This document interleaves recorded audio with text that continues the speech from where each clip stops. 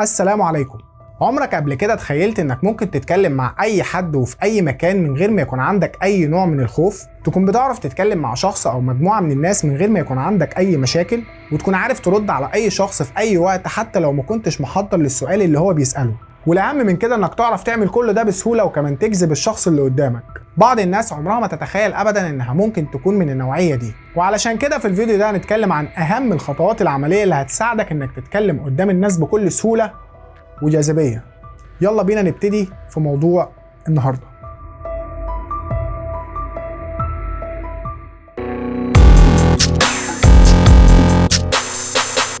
خلينا في البداية نقول إن بمجرد ما يكون في محادثة أو حوار بينك وبين أي حد فأنت هتفكر بطريقة من اتنين. الطريقة الأولانية ودي بتتمثل في الحاجة اللي بتحصل قدامك، الحاجة اللي بيقولها أو بيعملها الشخص اللي بيتكلم معاك. أما الطريقة التانية في التفكير فدي بتتمثل في الحاجة اللي بتحصل في دماغك، الشيء اللي أنت بتحاول تحضره علشان تقدر ترد على الشخص اللي قدامك. والشخص اللي بيستخدم الطريقة دي غالبا بيكون بيفكر في نفسه وبس، ومش بيكون مهتم بالشخص اللي قدامه ولا حتى بالكلام اللي هو بيقوله. وأكيد اتعرضت في حياتك لشخصية من النوع ده، بتلاقيه مش مهتم بكلامك ولا حتى عنده استعداد ان هو يسمعك، ومهتم بس ان هو اللي يتكلم.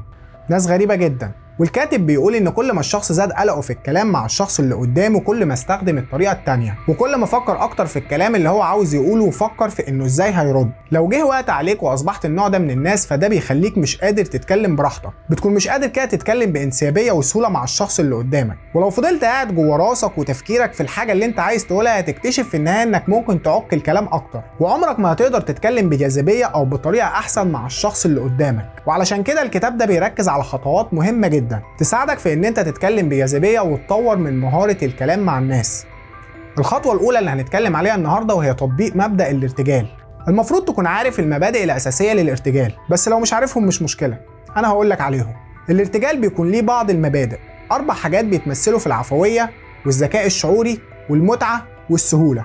يعني ايه كل الكلام الغريب ده؟ العفوية بتعني انك كل ما كنت شخص تلقائي اكتر في كلامك كل ما كان عندك القدرة انك توصل الموضوع اللي بتتكلم فيه بطريقة جذابة اكتر. اما الحاجة التانية وهي الذكاء الشعوري بتعتمد على انك تكون متفاعل اكتر مع الناس اللي انت بتتكلم معاهم، تكون مركز اكتر معاهم علشان تقدر تفهمهم. الحاجة التالتة وهي ان الكلام اللي انت بتقوله يكون ممتع وشيق. لو قدرت فعلا تخلق نوع من المتعة في الكلام اللي انت بتقوله هتقدر توصل الموضوع او الفكرة بتاعتك بطريقة جذابة اكتر. الحاجة الاخيرة وهي انك بتخلي الموضوع سهل مع الناس اللي انت بتتكلم معاهم. اللي انت بتعمله هنا هو انك بتكون شخص منفتح اكتر، يعني ببساطة بتخلي الشخص اللي قدامك يحس ان سهل الكلام معاك علشان يقدر يرتاح لك اكتر ويسمعك، وتقدر ان انت تجذبه بالكلام اللي انت بتقوله. الخطوة التانية وهي انك دايما تقول نعم. الحاجة اللي انت بتعملها هنا هو انك بتخلي الشخص اللي قدامك يحس انك قبلت بفكرته او بكلامه، بمعنى انك بتديله الفرصة يتكلم عن الحاجة اللي هو عاوزها حتى لو انت مش متفق معاه. بيكون ضروري انك تخليه يتكلم، وطبعا مش لازم تكون متفق مع كل حاجة هو بيقولها، ولكن بيكون مهم جدا تحسسه بكده، تحسسه ان هو عنده رأي وان هو بيتكلم وفي حد بيسمعه ومتقبل الكلام اللي هو بيقوله. الخطوة الثالثة وهي انك تقرأ الشخص اللي قدامك وتتفاعل معاه. انك تقرا الشخص اللي قدامك دي حاجه مهمه جدا، وده لان الناس دايما بيلمحوا الحاجات سواء كان بقصد او من غير قصد، فبيكون ضروري جدا انك تركز مع الشخص اللي قدامك وتشوف حركه العين اللي عنده مع لغه الجسد. تحاول تعرف اذا كان الشخص ده متضايق او حاسس بالملل او حتى مبسوط. تركز معاه وهو بيبص في تليفونه او حتى وهو بيمد ايده على حاجه معينه. تركز معاه مع لغه جسده وهو بيسالك في اي حاجه عاوز يعرفها منك. التفاصيل دي كلها ممكن تكتشف في النهاية انها بتوضح لك رسالة معينة. يعني مثلا الشخص ده ممكن يكون عاوز يوصل لك رسالة معينة ولكن مكسوف يقولها لك، فتلاقي لغة جسده والتفاصيل اللي قلنا عليها من شوية بتوضح لك الرسالة دي. الخطوة اللي بعد كده وهي انك تكون محدد في الحاجة اللي انت بتتكلم فيها. انك تكون محدد في الكلام بتاعك خصوصا في الاسئله اللي بتسالها للشخص اللي قدامك، دي تعتبر من اهم الحاجات اللي هتساعدك تكمل الكلام بشكل احسن. بمعنى انك لو سالت الشخص اللي قدامك سؤال مفتوح او سؤال ممكن يتجاوب عليه بكذا شكل وطريقه، فانت بتخليه يحتار ويفكر في السؤال ده، بتخليه يقف ويبتدي يفكر في انه ازاي هيرد عليك علشان فعلا يقدر يرد بالاجابه المطلوبه. والطريقه دي بتخلي الشخص اللي قدامك ما عندهوش سهوله في الكلام معاك، وبالتالي بتخلق نوع من الصمت المحرج، والصمت ده بيمنعك انك تتفاعل مع الشخص اللي قدامك بالطريقه المناسبه. انا عمدة ناس ايطاليين حاليا يعني اصل طالما يعني طالما قول السؤال تاني. وعلشان كده لو عايز تسأل سؤال معين لازم تكون محدد جدا في سؤالك، لازم تكون عارف ان السؤال ده هيديك اجابة محددة. ومن هنا بنروح للخطوة الخامسة وهي التفاصيل.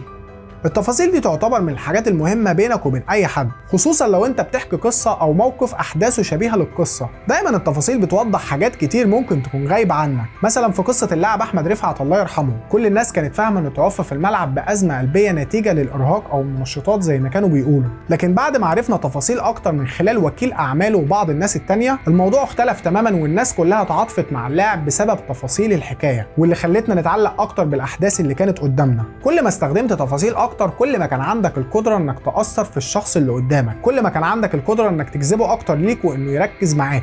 الحاجة اللي بعد كده وهي إنك ما تقولش لأ. المفروض ما ترفضش او تعارض اي شخص بيتكلم معاك بطريقه مباشره، لانك لما بتعمل كده ده بيضر بانسيابيه الكلام بينك وبينه، وفكره الانسيابيه هي واحده من اهم الاهداف اللي انت لازم توصل لها. فالمفروض ما تعارضش وتقول لا للشخص اللي بيكلمك، خصوصا في بدايه الكلام. لازم في البدايه تخلي الكلام او الحوار يمشي بينك وبينه، وبعدين تبتدي تعترض ده لو في سبب للاعتراض، وكمان تعترض بطريقه غير مباشره. خليه في البدايه يتكلم وبعدين ابقى تناقش في الحاجات اللي انت مختلف معاه فيها. الفكرة التانية اللي هنتكلم عليها وهي انك تخلق مشهد حركي، وده بتعمله من خلال انك بتربط الموضوع اللي انت بتتكلم فيه بموضوع تاني، او بتغير من سرعة الكلام اللي انت بتتكلم بيها مع الشخص اللي قدامك، او حتى تغير المشهد اللي انت بتتكلم عليه في قصة معينة. لو انت اتكلمت بنفس الطريقة وبنفس الاسلوب وبنفس السرعة، فدي اكيد هتكون حاجة مزعجة لاي حد، وهتخلي الشخص اللي قدامك ما يقدرش ان هو ينجذب لكلامك. ومن هنا بنروح للخطوة المهمة وهي انك بتخلي الموضوع ممتع. طب انا يعني انتوا سامعين الصفارة اكيد، انا مش عارف يعني هي ظاهرة في التسجيل ولا لا، مش عارف هقدر اكمل كده ولا هنزل اجيب الواد ده من شعره، يعني انا حاجة من الاتنين. لو انت عاوز تخلي الموضوع اللي بتتكلم فيه ممتع اكتر، المفروض انك بتعمل حاجتين. الحاجة الاولانية وهي انك ما تاخدش الامور على محمل الجد، انك تخلي الكلام بتاعك ممتع عن طريق انك بتستخدم في وسط الكلام حاجات سخيفة، ما تكونش جد جدا لدرجة انك تخلي الشخص اللي قدامك يحس بالملل. اما الحاجة التانية فهي انك تتجاوز الموضوعات العامة. الفكرة هنا ان اي شخص لما يتكلم مع حد اول مرة يتكلم معاه، فبيضطر ان هو يتكلم عن موضوعات عامة جدا، بيكون حاطط حاجز للكلام ومدي فرصة بس للكلام في الحاجات اللي هي ما تخصهوش، اللي هي الحاجات العامة.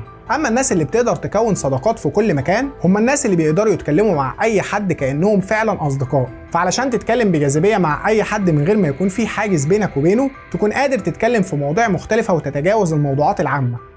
وده يجيبنا للحاجه رقم 9 وهي انك تكون سريع البديهه. علشان تقدر توصل للمرحلة دي محتاج انك تتعلم قراءة لغة الجسد، وعلشان تقدر تعمل كده لازم تتبع 3 حاجات مهمة جدا. الحاجة الأولى وهي انك ما تفكرش في أي حاجة وانت بتتكلم. لو انت بتفكر في دماغك ازاي هترد فمش هتكون مركز مع الشخص اللي قدامك. أما الحاجة التانية وهي انك بتلعب لعبة تسمى بلعبة الارتباط الحر بالكلمات والعبارات. ولعبة الارتباط الحر ببساطة تعني انك لما تسمع كلمة تحاول ترد عليها بكلمة تانية، ترد عليها بكلمة تانية تفكرك بالكلمة الأولانية. والخطوة دي أنا شايفها صعبة شوية، وعلشان تقدر تعملها فعلا محتاج إن أنت تتدرب عليها. أما الحاجة التالتة اللي ممكن تعملها وهي إنك بتستخدم نموذج أبسط من اللي قلنا عليه من شوية، والنموذج ده بيساعدك إنك تكون سريع البديهة مع الشخص اللي قدامك. وده بتعمله من خلال حاجة بسيطة جدا، إما بإنك تعيد الكلام اللي اتقال، أو إنك تعبر عن شعور معين أنت حسيته من خلال الكلام اللي اتقالك، أو إنك بكل بساطة تسأل سؤال. والطريقة دي أنا شايفها سهلة جدا لأي حد مش قادر إنه يرد بسرعة ولسه بيتعلم طرق وأساليب علشان يقدر يكون عنده سرعة بديهة، بعكس طبعا الطريقة اللي قبلها. ومن هنا بنروح للخطوة اللي بعد كده وهي إنك بتدعم زملائك. دي تعتبر من الخطوات اللي انت بتعملها لو شغال في شركة او مكان فيه فريق عمل وعايز انك تحمي الفريق بتاعك وتخليه مميز في الكلام مع اي حد. اللي انت بتعمله هنا هو انك بتخلي الفريق بتاعك شكله احسن من خلال انك بتسأل 75% من الاسئلة، بتسأل جميع الاسئلة المختلفة اللي ممكن تتسأل علشان تقدر تخلي المحادثة مستمرة وتقدر تفيد الفريق بتاعك بكل الاجابات اللي هتوصل له. الخطوة رقم 11 وهي انك تتذكر وتسترجع. وعلشان تقدر تعمل كده محتاج حاجة بسيطة جدا، وهي انك بتفتكر جملة او سؤال او حتى نكتة قالها الشخص اللي بيتكلم معاك، وكمان تحاول تربط الكلام اللي انت بتتكلم فيه دلوقتي بالكلام اللي هو قاله قبل كده. وده بتعمله من خلال انك بتركز في الكلام مع الشخص اللي قدامك علشان تقدر تطلع الحاجات دي وتقدر تستخدمها بعد كده في الكلام. عملية الاسترجاع دي ممكن تبان لك ان هي صعبة شوية، ولكنها بتكون مفيدة جدا لانها ببساطة بتقول للشخص اللي قدامك ان انت مركز معاه ومع الكلام اللي هو بيقوله. الخطوة اللي بعد كده وهي انك تسمع اكتر ما تتكلم. معظم الناس للأسف ما عندهمش فن الاستماع، دايما بيحبوا ان هم يتكلموا اكتر عن نفسهم، بيحبوا دايما يقطعوا الشخص اللي قدامهم. وعلشان تقدر تتكلم بسهولة مع الشخص اللي قدامك وتجذبه ان هو يتكلم معاك اكتر وتوصل لحوار احسن، يبقى لازم في البداية تتعلم فن الصمت. فن انك تسكت وتسمع الشخص اللي قدامك وهو بيتكلم، وما تحاولش انك تقاطعه حتى لو ما كنتش متفق مع الكلام اللي هو بيقوله. ولو اضطريت لاي سبب من الاسباب انك تقاطعه، لازم في النهايه تعتذر وتعترف بغلطك. الخطوه الاخيره اللي هنتكلم عليها النهارده وهي استخدام الثلاثيه. الثلاثيه اللي بيتكلم عليها الكاتب وبيرمز ليها ب3 حروف HBM. حرف الاتش واللي بيرمز لكلمه هيستوري او التاريخ، حرف البي واللي بيرمز للفلسفي او الفلسفه، وحرف الام اللي بيرمز لكلمه ميتافور او المجاز. ببساطه فكره استخدام التاريخ هي انك تستجيب مع الشخص اللي قدامك عن طريق انك تحكي حاجه شخصيه او خبره ليك في الحياه، او حتى تجربه انت مريت بها في الماضي. اما استخدام الفلسفه معناها انك بتستخدم الفلسفه في سياق الكلام، تتكلم عن المعتقدات اللي انت بتفكر فيها او وجهه نظرك تجاه الموضوع اللي بيتكلم فيه الشخص اللي قدامك. اما استخدام المجاز فهو انك تشبه حاجه قالها الشخص اللي قدامك بحاجه انت عارفها، والمجاز يعتبر حاجه مهمه جدا لانه بيساعدك تتكلم في مواضيع مختلفه، وبالتالي تقدر تحافظ على استمراريه الكلام. فكره انك تتكلم قدام الناس بسهوله وتتعلم فن الارتجال ده بيتطلب منك انك تتعلم بعض الخطوات العمليه، واتكلمنا في الفيديو ده عن 13 خطوه هتساعدك فعلا انك توصل لمستوى عالي من السهوله في الكلام. الخطوه الاولى وهي انك بتطبق مبدأ الارتجال، وده زي ما قلنا بيتطلب ان يكون عندك 4 حاجات مهمه: ان يكون عندك العفويه في الكلام، والذكاء الشعوري اللي بيعتمد انك تتفاعل اكتر مع الناس اللي بتتكلم معاهم، والحاجه الثالثه انك بتخلي المحادثه ممتعه، واخيرا انك تخلي الموضوع سهل على الشخص اللي قدامك. اما الخطوه الثانيه وهي انك دايما تقول نعم. الهدف الرئيسي من الخطوه دي هو انك بتخلي الشخص اللي قدامك يحس انك قبلت بكلامه، وان هو قادر يتكلم ويلاقي حد يسمعه. اما الخطوه الثالثه وهي انك تقرا الشخص اللي قدامك وتتفاعل مع كل شيء. الشيء المطلوب منك في الخطوه دي هو انك بتلاحظ حركه العين ولغه الجسد في الشخص اللي قدامك، وتركز دايما معاه علشان تقدر تتفاعل معاه بشكل اسرع. الخطوه الرابعه اللي اتكلمنا عليها النهارده وهي انك تكون محدد في كلامك، بمعنى انك بتخلي الكلام مع الشخص اللي قدامك عباره عن كلام محدد جدا سواء كان في الاسئله او في الردود، علشان تقدر تخلي الكلام اسهل شويه. اما الخطوه الخامسه اللي اتكلمنا عليها النهارده وهي انك تهتم بالتفاصيل. كل ما بتستخدم تفاصيل اكتر كل ما الشخص اللي قدامك اتعلق بالكلام اكتر. الخطوه اللي بعد كده وهي انك ما تقولش لا. الفكره هنا انك ما ترفضش او تعارض اي شخص بشكل صريح، خصوصا في البدايه، لان ده للاسف هيضر الكلام ما بينك وبينه. الخطوه السابعه وهي انك بتخلق مشهد حركي، والحاجه دي بتساعد في متعه الكلام اكتر من خلال انك بتغير في المواضيع او بتغير في سرعه الكلام. اما الخطوه اللي بعد كده وهي انك بتخلي الموضوع ممتع، وده زي ما قلنا بتعمله من خلال حاجتين: انك ما تاخدش الامور على محمل الجد، وانك تتجاوز الموضوعات العامه. الخطوه التاسعه وهي انك تكون شخص سريع البديهه، وعلشان تعمل كده لازم تمرن نفسك على قراءه لغه الجسد، علشان مع الوقت تقدر تقرا الشخص اللي قدامك وكمان تتفاعل معاه بشكل اسرع. الخطوه العاشره وهي انك تدعم زملائك في الفريق. الخطوه دي بالتحديد بتعملها في المواقف اللي بتكون فيها في الشغل، وبتتمثل في انك بتسال اغلب الاسئله المهمه اللي هتساعد فريقك ان هو يوصل لهدفه. الخطوه رقم 11 وهي انك بتتذكر وتسترجع. في الخطوه دي قلنا انك بتحاول تفتكر بعض الحاجات البسيطه في كلام الشخص اللي قدامك، سواء كانت جمله او سؤال او حتى نكته، وتحاول تربط الكلام اللي انت بتتكلم فيه دلوقتي بالكلام اللي هو قاله قبل كده. الخطوه اللي بعد كده وهي انك تسمع اكتر ما تتكلم. في الخطوه دي احنا قلنا علشان تتكلم بشكل احسن مع الشخص اللي قدامك لازم ما تضطرش انك تقاطعه كل شويه، والحاجه الثانيه والاهم انك لو اضطريت انك تقاطعه لازم في النهايه تعتذر.